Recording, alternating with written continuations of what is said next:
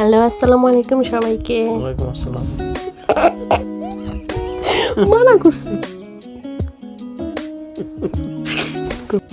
So এটা আমার France blog.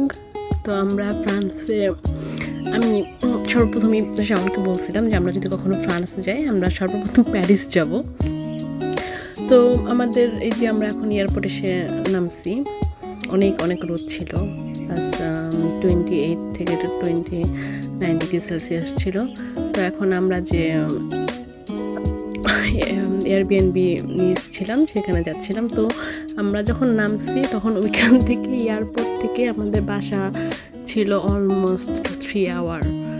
তো আমরা এই যে অনেক কষ্টে বাসে, ট্রেনে, গাড়িতে করে আমরা বাসা পর্যন্ত যাই। পরে সেখান থেকে আমাদের আইফেল টাওয়ার ছিল 30 থেকে 40 মিনিট। তো এই যে আমরা এখন আমি ওকে কিছু বলতেছিলাম যে আমার ক্ষুধা লাগছে, তো আমরা হালকা স্ন্যাক্স কিনছিলাম, মানে ও খায়নি, আমি খাইছিলাম।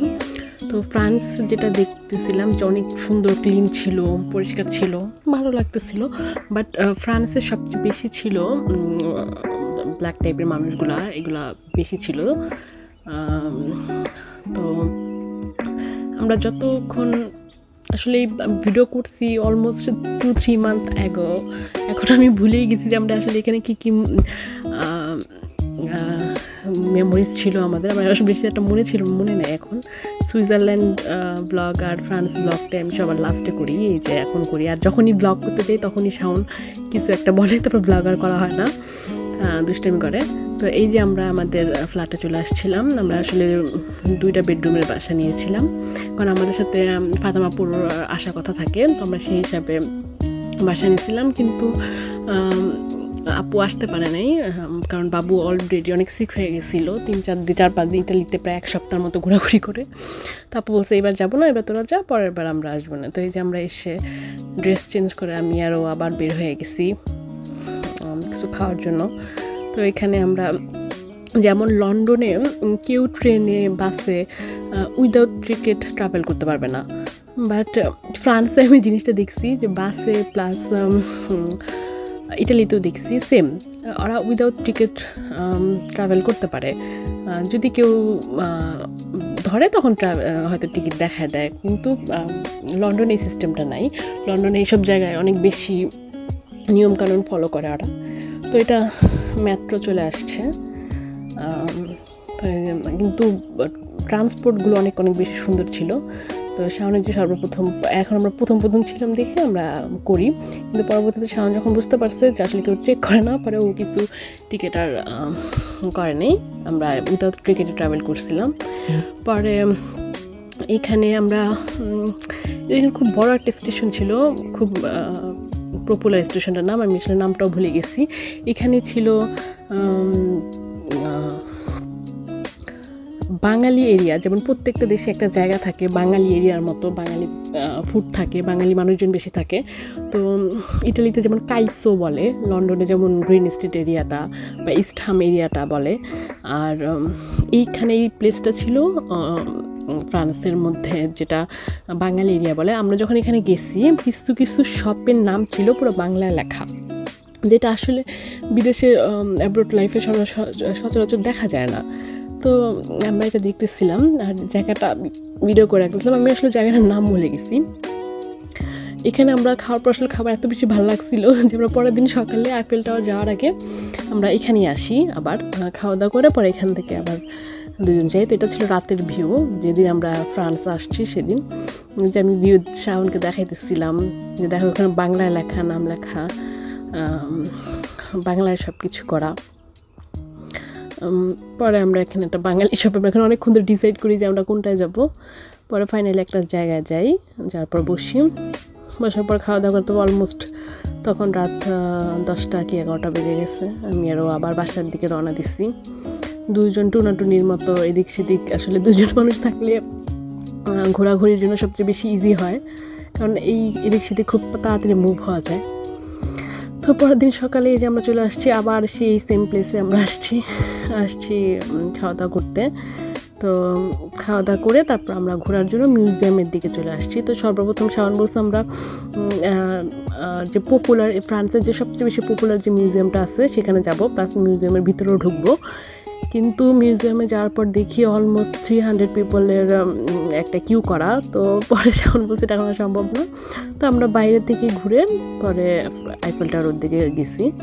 তো যখন আমরা এখানে আসি তো ফ্রান্সের যে বড় বড় বিল্ডিংগুলো এত সুন্দর আর্ট করা থাকে।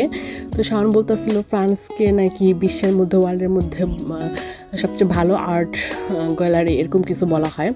আসলে আর্টগুলো এত সুন্দর এত নিখুঁতভাবে করা ছিল, দেখতেই ভালো লাগতেছিল, মনে হইতেছিল যে আমরা প্রাচীনকালের কোনো হিস্টোরিক্যাল কোনো জিনিস দেখতেছি বা ভালো লাগতেছে। এই যে এখানে অনেক সুন্দর গ্লাসের একটা মিউজিয়াম থাকে, যে মিউজিয়ামটা অনেক বেশি পপুলার। আর এটা মেবি কোনো একটা রাজার বাড়ি থাকে পাশে। আমি তখন আসলে হিস্ট্রি শুনছিলাম কিন্তু এখন আমার মনে নাই।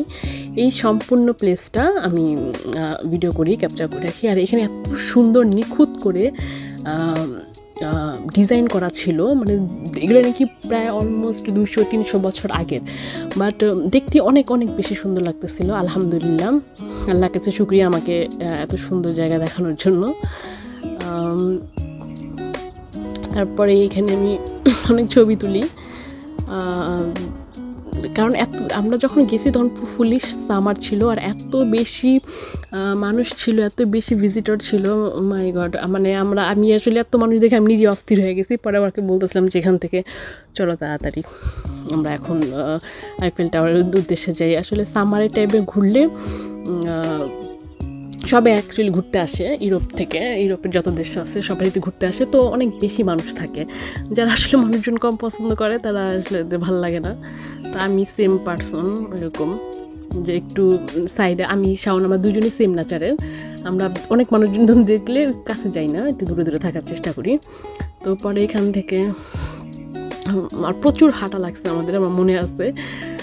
ওইখান থেকে হাঁটতে হাঁটতে প্রায় আমরা আইফেল টাওয়ারের জন্য বাসের জন্য আমরা যাচ্ছিলাম। তো এখান থেকে মেবি 20 মিনিটের মতো লাগে বাস। তো এখান থেকে যখন যাচ্ছিলাম তো এখানে আরেকটা, এটা অনেক একটা ফেমাস জায়গা, আমি নাম ভুলে গেছি। সবাই এখানে ক্রুজের মতো যাওয়া আসা করতেছিল। তো আমি এখানে কিছু ছবি তুলতেছিলাম, ভিডিও নিতেছিলাম। পরে এই তো আমরা আইফেল টাওয়ারের কাছে চলে আসছি। তো বাস যখন সামনে দিয়ে নিয়ে যাচ্ছিলো আমাদেরকে আইফেল টাওয়ার একদম সামনে থেকে নিয়ে আসছে, এইখানে বাস স্টপ ছিল, এখানে নামাইছে।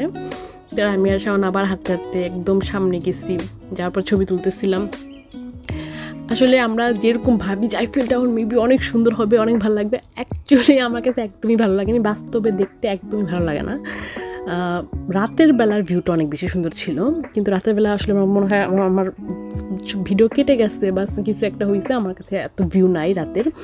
বাট দিনের বেলা আমার কাছে আসলে এতটা ভালো লাগে নাই। আর এত বেশি ট্যুরিস্ট ছিল আমাদের মতোই, কিন্তু আমি আসলে ফ্রান্সটা বেশি একটা এনজয় করতে পারিনি।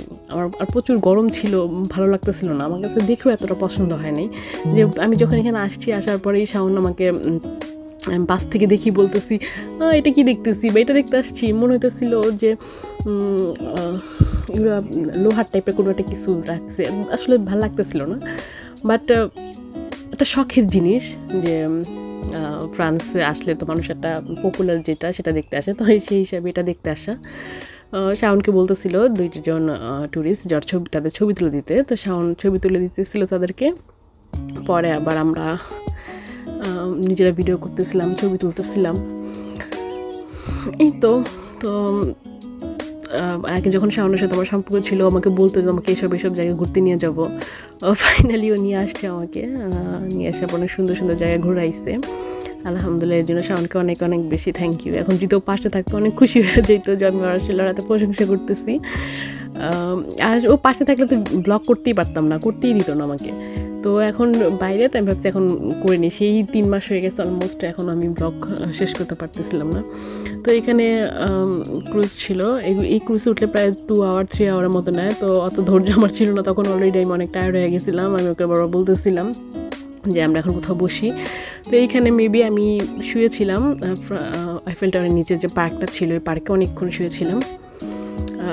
শুয়ে থাকার পর দেখি আমি ওকে বলতেছিলাম যে চলো আমরা এয়ারপোর্ট চলে যাই। আমার মনে হয় আমাদের ফ্লাইট ছিল রাত 11টায়, বাট আমরা সন্ধ্যা 6টা কি 7টার দিকে এয়ারপোর্টে চলে গেছিলাম, কারণ অনেক বেশি গরম ছিল।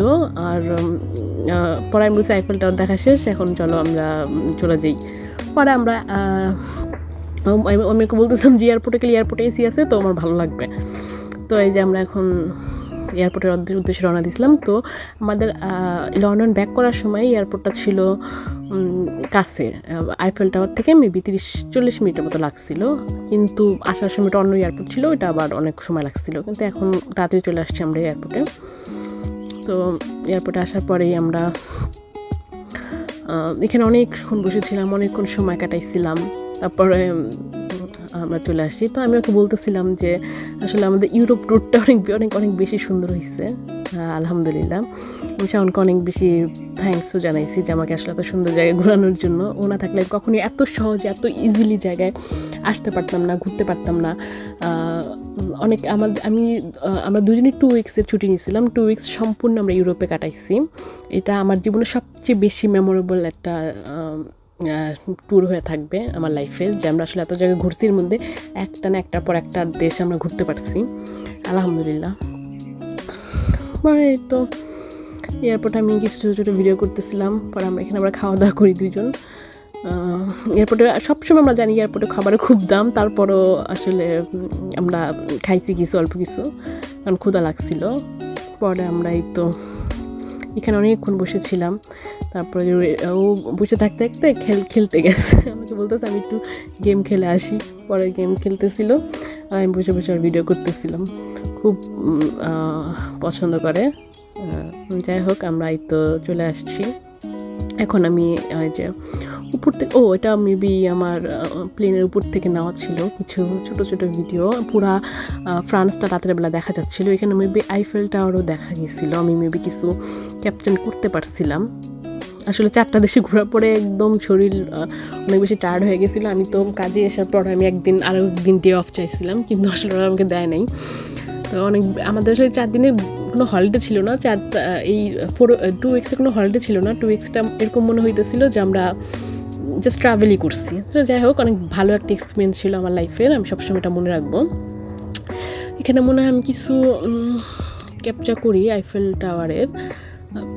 টাওয়ারটা শুধু রাতের বেলায় সুন্দর লাগে ছবি, আর দিনের বেলা ছবিতেই ভালো লাগে, বাট বাস্তবে আসলে আমার কাছে এতটা ভালো লাগে নাই। ওই যে আইফেল টাওয়ার দেখা যাচ্ছে, আমি অনেক দূরের থেকে জুম করে ভিডিও নেওয়ার চেষ্টা করতেছিলাম। যাই হোক, আল্লাহর কাছে লাখ লাখ শুকরিয়া, আলহামদুলিল্লাহ, মাশাআল্লাহ। আল্লাহ সবসময় আমাদের উপর সেই বরকত নাজিল করুক। সবাই আমাদের জন্য দোয়া করবেন, আমরা যেন সবসময় এভাবে ভালো থাকতে পারি।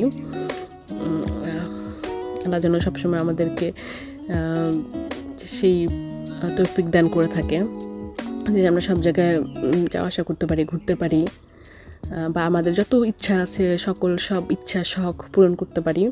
আলহামদুলিল্লাহ, শাওন একদম ওর সর্বোচ্চ দিয়ে চেষ্টা করে আমার সব শখ পূরণ করার জন্য। তারপর রাগ হইল, অনেক কিছু বলি, এর জন্য ওর কাছে অনেক অনেক সরি। বাট ও আসলেই অনেক বেশি কেয়ার করে আমার। আমি যত কিছুই বলি, যতই রাগ হই, ও আমার কাছে আসবে, আমার শখ পূরণ করবে। এর জন্য অনেক অনেক থ্যাঙ্কস। এই যে এখন রাত মেবি প্রায় অলমোস্ট 2টা বাজে, আমরা ট্রেনে করে চলে যাচ্ছিলাম। বাই সবাইকে।